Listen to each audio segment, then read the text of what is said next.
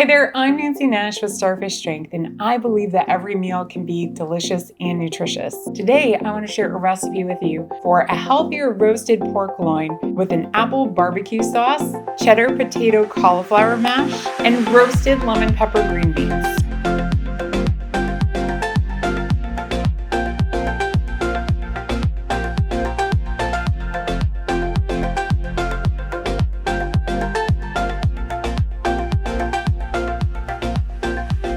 We're gonna make an apple barbecue roasted pork loin. So I'm gonna start out by preheating my oven to 375 degrees. Next, I'm gonna wash all the produce that we need for these recipes. So that's going to include one medium-sized apple. I'm using Cosmic Crisp today, but you could use your favorite apple. And I'm gonna rinse my potatoes and make sure that I remove any eyes that I see or any little dark spots. And I'm gonna rinse and dry my green beans. I'm gonna give my green onions a good rinse and dry them. And I'm gonna rinse and dry my pepper. You could use a green bell pepper for this if you're kind of heat adverse. I usually use a Poblano, or I've also used a couple Hatch chilies. Depending on your heat preference and what you have on hand, you can be flexible about your pepper choice. We're gonna make our barbecue sauce first because our pork loin is going to take the longest to roast. I'm gonna slice my apple in quarters and remove the core, seeds, and stem. And I'm gonna slice the ends off my onion and peel it. And I'm just gonna slice that in half just so it makes it a little easier to fit in the blender.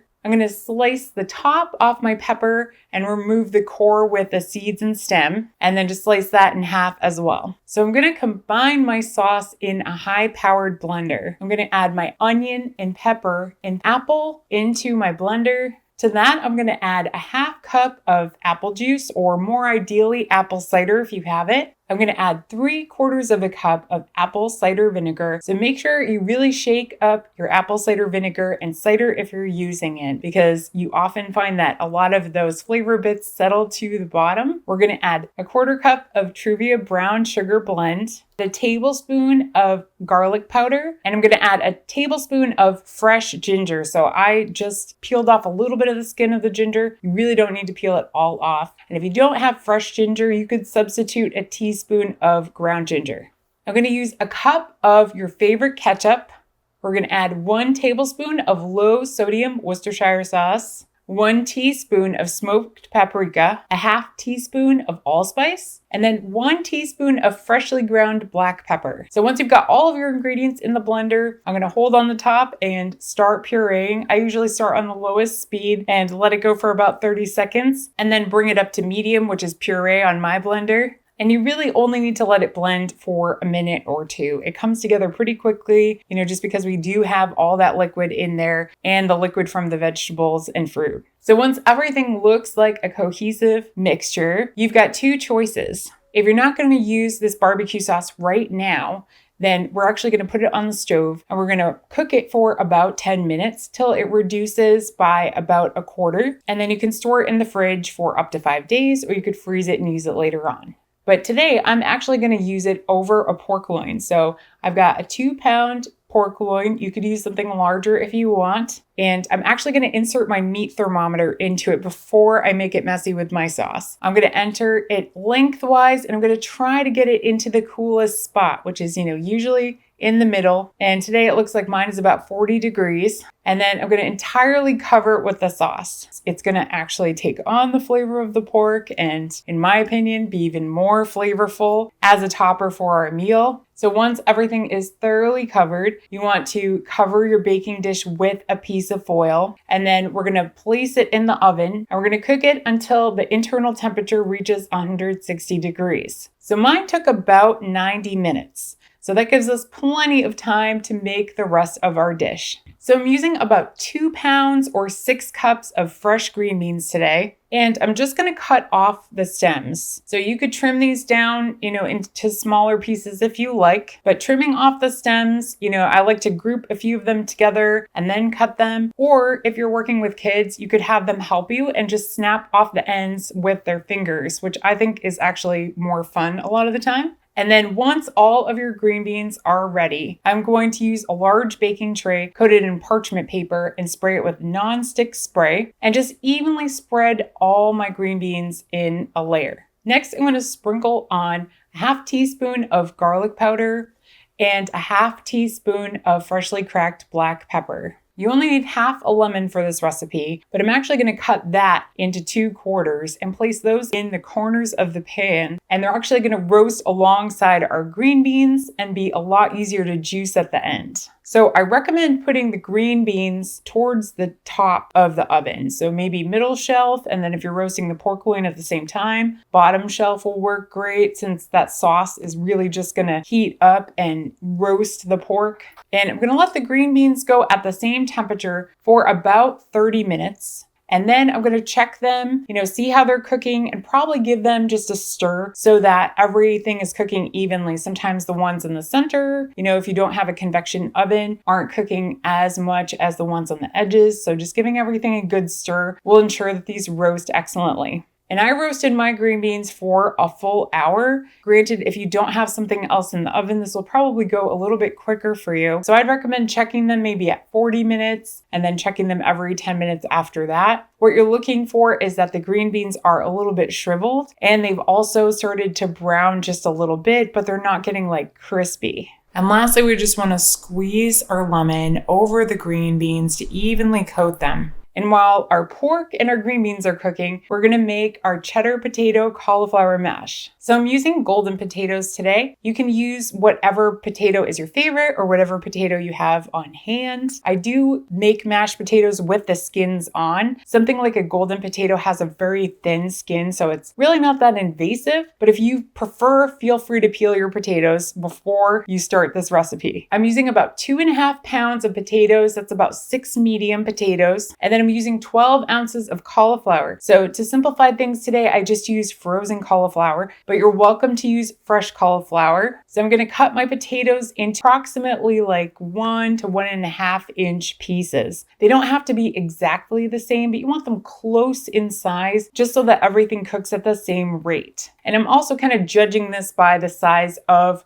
my frozen cauliflower. If you kind of think I want everything to kind of be that same size, you'll be on the right track. I'm going to add both my cauliflower and my cut potatoes into a medium-sized pot, and then I want to cover them with water so that the water comes just a couple inches above my vegetables. I'm going to bring them to a boil on high heat, and I'm covering the pot to start just to speed up the process a little bit. And so in about 5 to 7 minutes, you should see that they're boiling, and you can remove the lid at that point. And if it's, spurting out a little bit, if your stovetop's hotter than mine, definitely turn it down just a little bit. So you can give them a good stir, and then you want to let them cook until they're fork tender. Generally, that takes about 20 minutes total, but you can definitely come back and test them with a fork before that. You'll know if it goes in with some resistance, they're not there yet. And when your fork goes in, it almost splits the potato or the cauliflower, you know you're ready to go. So I'm going to shut off the heat and strain everything, and then I'm going to add the cauliflower and potatoes back into the same pot. So mashing these, you could just use a potato masher. I do like to use an electric mixer for this. It's just going to whip more air into them and make a finer texture, but I also like rustic style potatoes. I left the skin on, right? So, do whichever is your preference or use the equipment that you have on hand.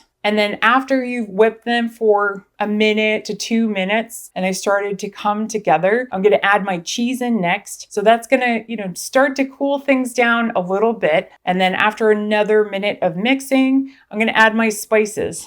I'm going to add a teaspoon of garlic powder and a teaspoon of freshly cracked black pepper. And then I slowly want to add in my milk.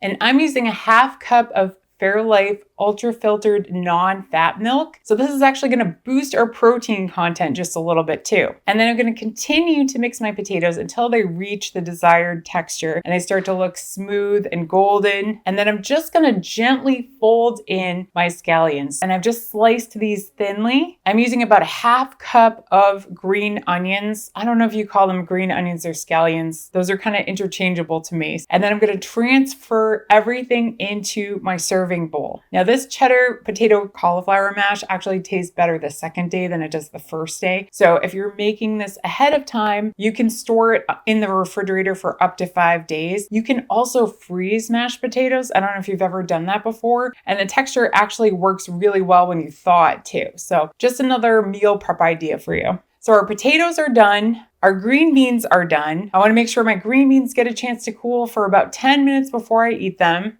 And then once my meat is done, I'm going to take it out of the oven and then just carefully move the thermometer around and make sure that, there's no other spots that are a little bit cooler than 160 degrees. And once I feel pretty confident that it's thoroughly cooked, I'm going to transfer it into a serving plate so it doesn't continue to cook in that sauce and let it rest for 10, maybe 15 minutes. And now we're ready to serve this. So I made this to serve about 6 people. Obviously, you could modify this recipe if you have a larger family like I grew up in, or you're feeding a dinner party. So let's go ahead and give this a taste. So the pork is perfectly done. It's really tender. You can taste just a little bit of the apple barbecue sauce coming through. I kind of tried part that was a little bit inland, if you will. But as you get towards the outer crust, you're going to taste more of that barbecue sauce. So let's try that next.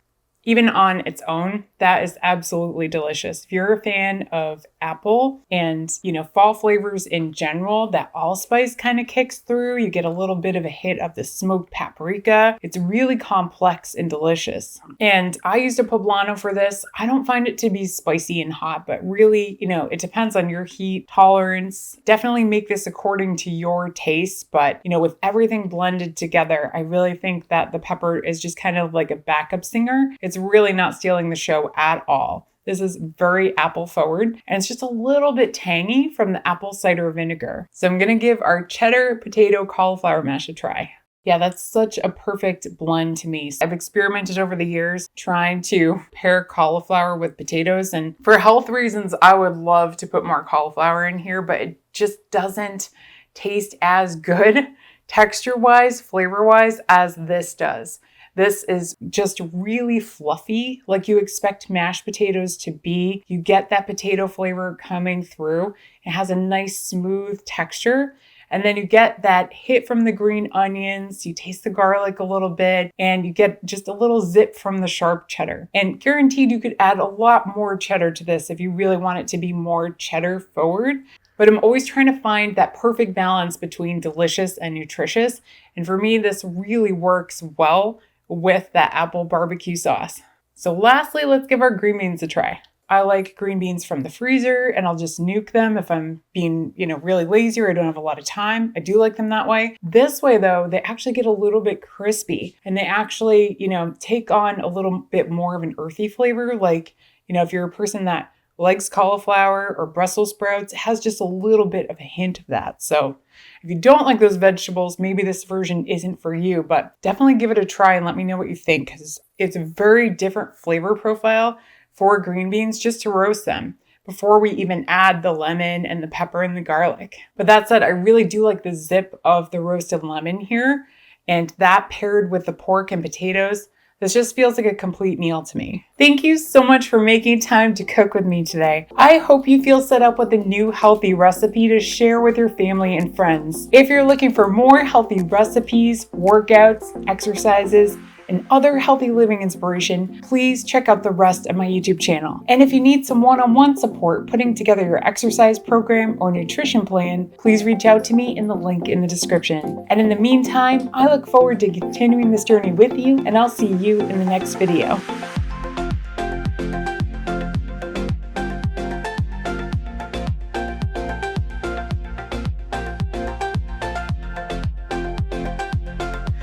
Okay, you've been very patient. Is it your turn? I think so.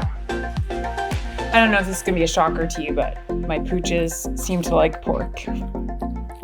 Yeah, no ifs, ands, or buts about that. More, please.